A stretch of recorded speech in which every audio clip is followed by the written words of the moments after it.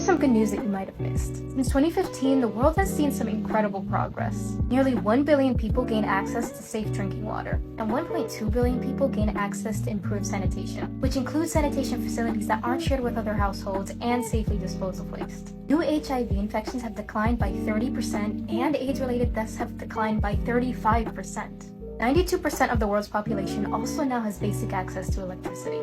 And internet access has also increased from 40% to 74%. And, for the first time in history, more than half of the world's population has access to social protection, which is policies and programs that aim to reduce inequality and poverty. Sometimes it is so easy to think that the world is going backwards, but it's also so important to know that there is progress still happening, even if that doesn't seem like the case when we doom scroll. Having hope gives us the strength to keep making good news headlines like these possible. You can read more about all of these facts in the caption below. I hope you enjoyed and hopefully saw a little bit more light in the world.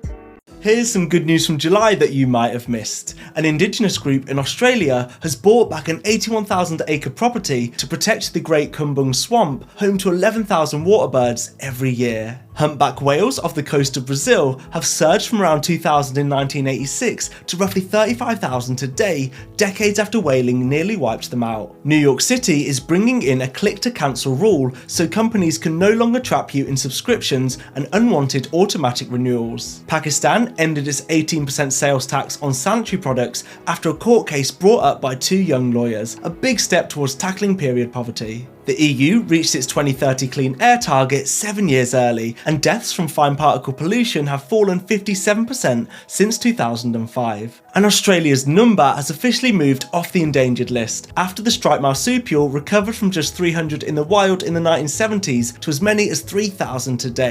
This is more good news from around the world that nobody talks about. El Salvador approved life imprisonment for sexual predators, while China announced the creation of its first flying hospital capable of performing surgeries during flight in a helicopter. While the Netherlands is closing prisons due to reduction in the number of prisoners, which in turn is due to decrease in crime, more than 20 prisons have been closed since 2009. While Brazilian researchers created a device that accelerates wound healing in diabetics and prevents amputations. Spain welcomed 100 Palestinians from Gaza, including 20 severely sick and wounded children along with their families as a part of the 6th humanitarian evacuation operation. While now in Sydney, tumors are frozen using MRI. No incisions, no general anesthesia, no pain, patients are discharged on the same exact day. While Sweden officially bans digital technology and education and returns to the written world.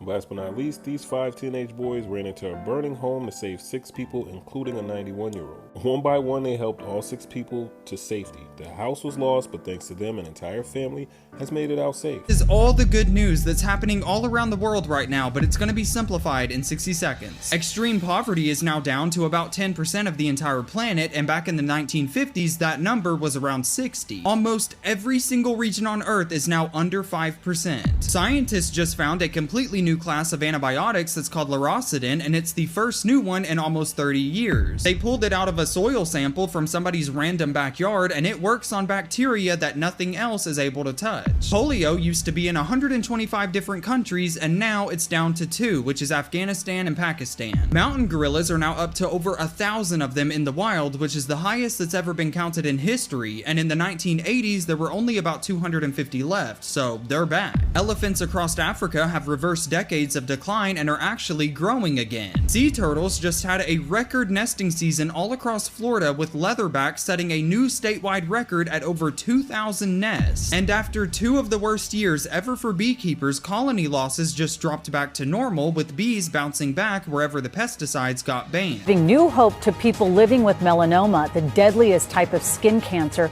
a new vaccine is showing promising results. You're watching Eyewitness News at 11:30 live on ABC7, Disney Plus, and everywhere you stream. I'm Colleen Sullivan. And I'm Philip Palmer. The vaccine is still in the trial phase, but scientists are optimistic because of lessons learned during the COVID pandemic. They're also hopeful because of how the vaccine can be tailored to each individual patient. Circle of Health reporter Denise Dodor is here with all the details. Denise? Yes, so much excitement about this. Pharmaceutical giants Merck and Moderna announce a huge step forward forward in the fight against malignant melanoma with a breakthrough cancer vaccine. It's a personalized therapy using DNA from the patient's tumor to strengthen the immune system. The vaccine, called intismeran, is combined with the immunotherapy drug Keytruda. In phase 3 trials, researchers say it clinically showed a meaningful reduction in the risk of melanoma recurrence and death. What's exciting about this vaccine is that it uses mRNA technology, the same platform used to make the COVID vaccine, but it's personalized. Earlier studies found the combination decreased a patient's risk of melanoma recurrence or death by 49% compared to treatment with Keytruda alone. Investigators say they expect this vaccine will change how all cancers are treated. This is a strategy in theory that could be used for many different types of cancer. This is not just about melanoma, because this mRNA type of an approach really could be applied for many different types of tumors. This is not a melanoma-specific treatment at all. And our hope is that if the success was seen in melanoma, it would be successful in all different types of cancers too and help a lot more people. Scientists are preparing to present this data to the FDA. It's not clear if or when the FDA would approve this treatment. Melanoma is the deadliest skin cancer, with about 112,000 new invasive U.S. cases expected in 2026. Philip?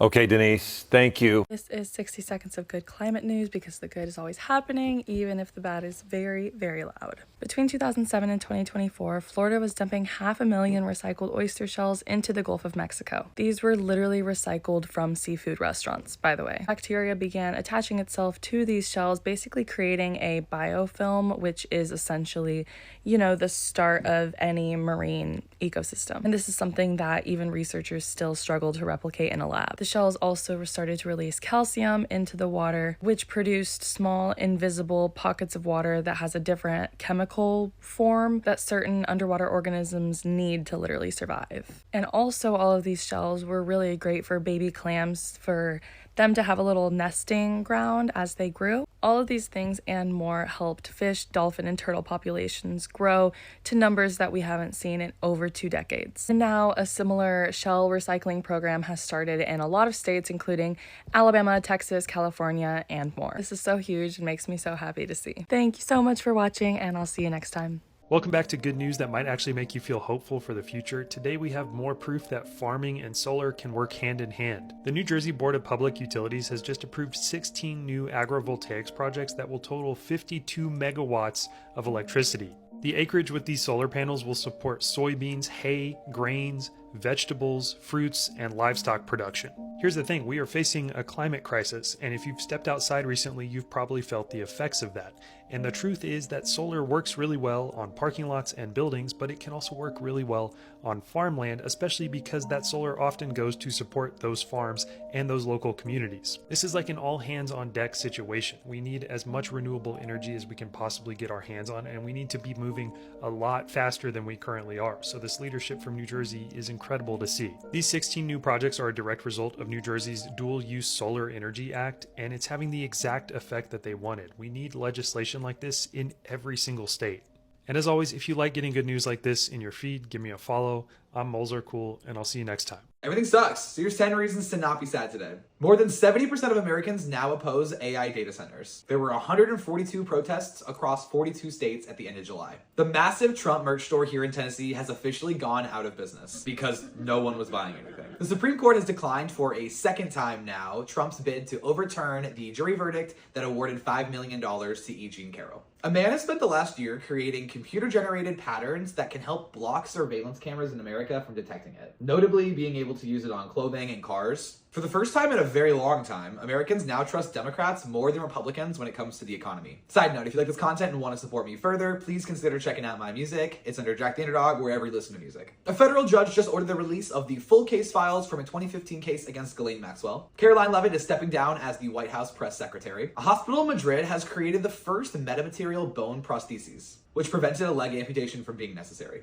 A federal judge just struck down the Trump administration rule that would have prevented some gender-affirming care care from being treated as an essential health benefit under the ACA. Penny Flanagan won the Senate primary in Minnesota, defeating her centrist opponent that was propped up by over $20 million. And a bonus one, I'm dropping a cover of another Gracie Abrams song this Friday. You know where to find it. Thanks so much for being here. My name is Jack the Underdog. This is Hopecore Hump Day, reasons to not be sad today. If you want more Hopecore in your feed, follow me. I make a post like this every single week. And I also make hyper pop punk music you might like as well. Don't forget you matter, and I'll see you next time. Utah hits a solar energy milestone. I mean, look how sunny it is. I'm Ben Winslow in Tooele County. Projects like this one behind me are doing quite well as the demand for energy increases. The project at 75 megawatts. The energy is contracted with Rocky Mountain Power on behalf of Meta's data center in Eagle Mountain. Desree's Horseshoe Solar Project in Tooele County is doing quite well. Congresswoman Celeste Malloy visited it on Monday. We're really looking at all of the energy options, and I'm here to see what innovations are happening and how companies are bringing that innovation to Utah. Something interesting has happened with solar energy in Utah. The energy think tank Ember found that in May, solar generated more electricity than any other source of energy in Utah. That just shows to me what we've been doing for the past few years is working. Utah Clean Energy says it's being driven by market forces. The market is doing its own thing. We have a long-standing growth trajectory of solar, wind, geothermal now coming online. And as a result of the scaling of these energy technologies, the cost is coming down per megawatt hour. The Trump administration is winding down tax incentives to solar and wind projects. It's something companies like Desree want to see restore. We want to make sure that everybody understands the benefit that these projects can provide. And we're really grateful for the Congresswoman's support for an all-of-the-above approach, because we think that solar is a tremendously important part of that all-of-the-above approach. Asked about those cuts, Congresswoman Malloy says, I would say I support an all-of-the-above energy policy. When the market is asking for wind and solar, that's got to be part of the portfolio. Welcome to a new series where we explore good environmental news. Episode 1. Number 1. The Trump administration has been ordered to lift a ban on wind development permits, which they altogether stopped reviewing in May. The judge out of Portland, Oregon, said that the Pentagon cannot decide which permits to review based on their policy goals. Number 2. Delhi, one of the world's most polluted cities, has adopted a new policy to make the majority of newly registered vehicles electric by 2027. The policy will give new EV drivers subsidies and waivers for fees, and will incentivize other drivers to move from gas to electric. This is a huge step forward in a city that frequently has to close schools because of air pollution. Number 3. The EU's ban on the destruction of unsold fashion merchandise has just gone into effect. The fashion industry is known for wastefulness, producing hundreds of thousands of tons of waste just in the EU every year. Now, these products must be sold or donated instead. Number 4, New York becomes the first state in the US to put a 1-year moratorium on AI data centers. This has been put in place while the state evaluates protections for communities and the environment. There are currently about a dozen other states considering a similar pause or ban. This is just a reminder that even when it feels like all hope is lost, progress continues to be made. Be sure to follow for more good environmental news.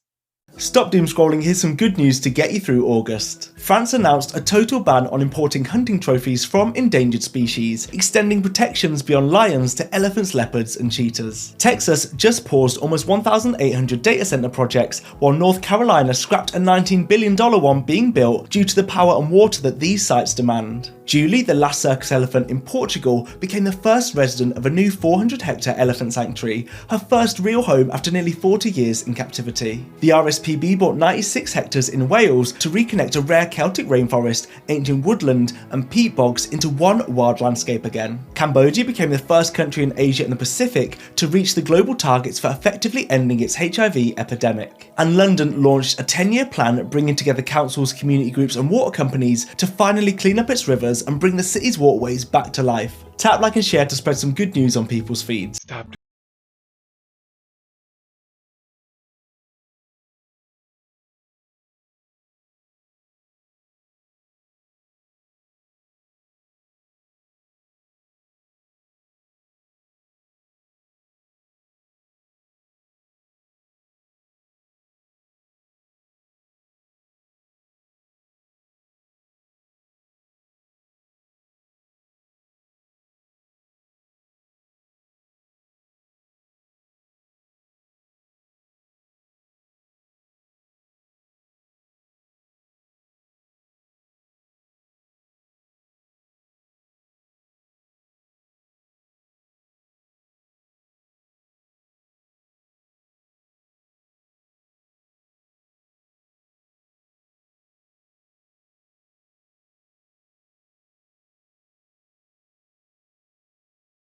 And I'll see you tomorrow with more happy hippie headlines.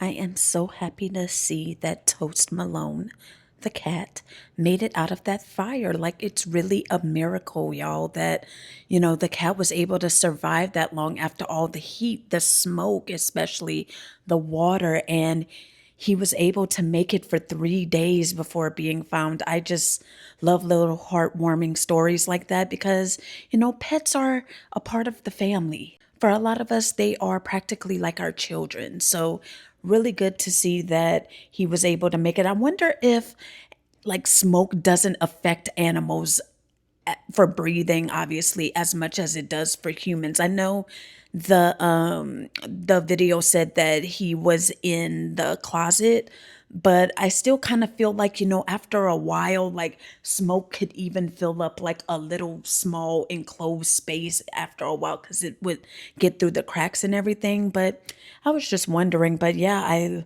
love it when an animal or anybody is able to be saved. That's always great. So yeah, happy to know that they were able to rescue him and one less person had to go without their pets. I can't imagine the other residents who may have lost their pets, and not to mention everything else. As you can see, this is another good news video. And for those who may not have seen my previous ones, these are just videos I do every month, or I went a little over this time. I got a little ahead of myself with all the FAFO videos from the past couple weeks. And I was like, oh no, July went by so fast and August it kind of feels like even faster. It's already the 20th. And I was like, oh my God, I did not do a good news video. So I hope you guys forgive me for that. For the few of you guys who look forward to these, I just want to do my part to put like faith into the world and not be such a Debbie Downer with all of this BS that we have to go through in our country here, those who live in the US. It's a lot of, sad and crazy things going on. I want everyone to see that, there's good things happening in nature and in the environment. And for those of us who may have children and or grandchildren, their grandchildren have a good chance of having like a decent earth to live on. So I just always like to put that out into the universe because we always are drawn to the negativity, get such a reaction out of us. But, even though there's not as much drama, I still feel like just to kind of balance everything out, it's good just to put good vibes out there and just have people be aware of a lot of these things. And another major breakthrough was the cancer vaccine. It looks like for skin cancer and melanoma, that is super promising because it said it's the most deadliest for sure, but I also think that that's the skin cancer that I hear of the most. So I think that's super promising. I know it's probably early. I know a couple good news videos ago, there was promising science behind a pancreatic cancer vaccine. So I don't know, you guys, do you think we finally may be allowed to have a cancer cure? Are they finally going to let us have it?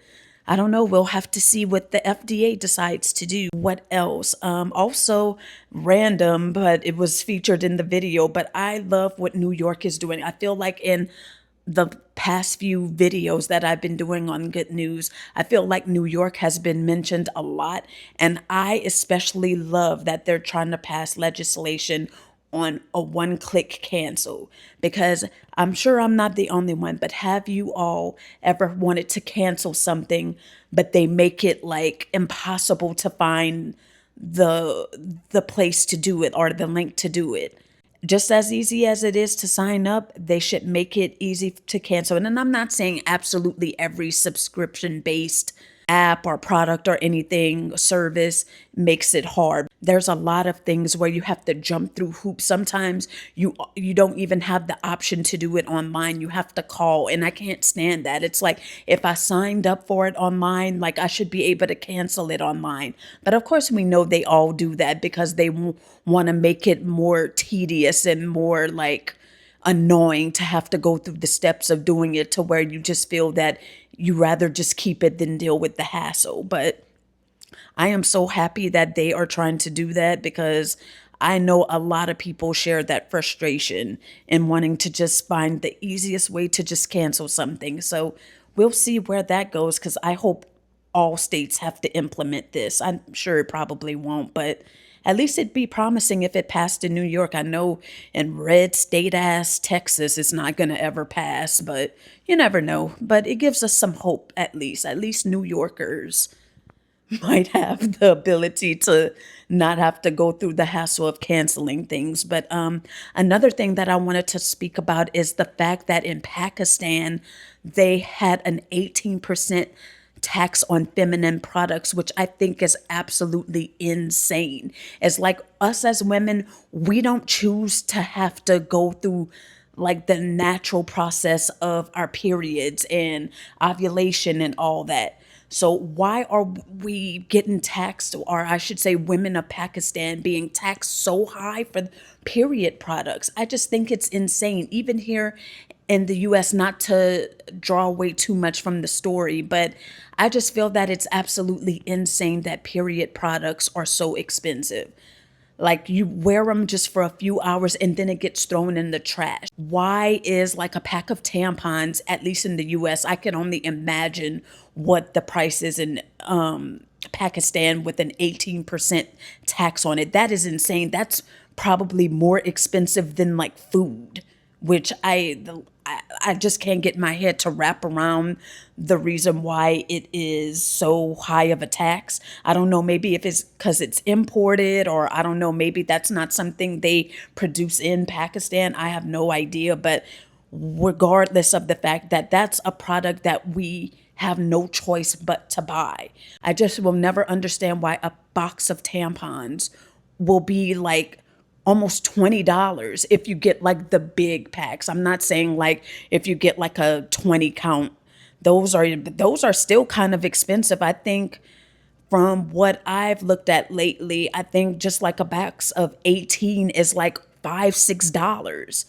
I'm really just thankful that they are doing something about it, because like I said, we don't have any choice in the matter. So I feel like that's almost like price gouging and trying to take advantage of something that women have no control over. So it's really good to see that changes are happening. I'm really glad to see that the women of Pakistan will no longer have to have like period product insecurity or anything like that, because I can only imagine not having access to when you need it whenever your period comes on. I have to have everything on deck. I have to make sure I stay stocked up, because if I run low, I just start to be like, I don't want to have to go to the stores. So yeah, but anyway, another good thing that I think is good is that Sweden is passing the no technology in schools. I think that it's really good that they're going back to the old school method. Now, granted, technology and phones and tablets, computers, it's not going anywhere. And it didn't say that it's taking away computers. Well, I don't think. I'm thinking that they're talking about tablets and such. But I think all schools need to do that, because I feel that children are exposed to technology all of the rest of the time that they're outside of school. So I feel that just going back to a pen and paper, pencil and paper method is the best way to go, to kind of give some balance, instead of having them exposed to screens and blue light like 24/7. I mean, think about it. Children are in school, 6, 7, 8 hours a day, and then you get home and you're still in front of phones and screens, iPads. It's like, when will it ever stop? I feel like kids need a break, and I'm glad that Sweden is implementing that. Do I think they'll ever do that here? Maybe some counties or jurisdictions, maybe states, maybe down the line might do it, but the country as a whole, I unfortunately don't see it, but you never know. Maybe it'll just get to a point where screens are just everywhere and people want to go back to the old school method. And that kind of reminds me, slightly off topic, but I'm not sure if you guys are noticing, if you're into tech at all, but a lot of people are going back to wired headphones. Like they're ditching like their wireless earbuds, like AirPods and, all the other types, and they're going back to wired headphones. I think that's pretty good. I don't have any, but If my AirPods ever stop working, I think I might decide to go back to them as well, because I kind of feel like it's just so much technology and things that need to be charged and whatnot. Going back to the old school way, which was never broken, like, why not? It's one less thing to have to worry about breaking. I think these are a lot of good stories. I mean, some of them are random, but of course, as usual, we have a lot of animals, thriving. The gorillas, I mean, think about it, going from 250 to over 1,000 mountain gorillas. I didn't even know there was a such thing as a mountain gorilla, but good to know. And also, was it called the Nambat? I have never heard of that, but I am happy they are thriving, and we love to see it. And the bees, don't you ever wonder how bees make honey? Like, it's one of the things about nature and animals that I find so fascinating. How is such a little tiny, I know it takes a lot of bees to make honey, but like, how do they make it? I don't know. It's just always fascinating. Something I could easily Google, but it's one of those things where you can, but you never do, at least for me. But yeah, I'm just kind of inquisitive about that. I mean, think I was probably taught this in like science or something, but it's just something I wonder. And yeah, just like how cows make milk, it's just nature doing its thing. And like I said, I love to see it. But let me know what you guys think about any one of these stories down below. Do you feel hopeful about any one of these? Do you feel like there's some things that need to progress even further, or something else that you'd like to see be changed? Let me know down below. And that's all I have for you guys. So I am going to catch you all in the next one. Bye. See you later.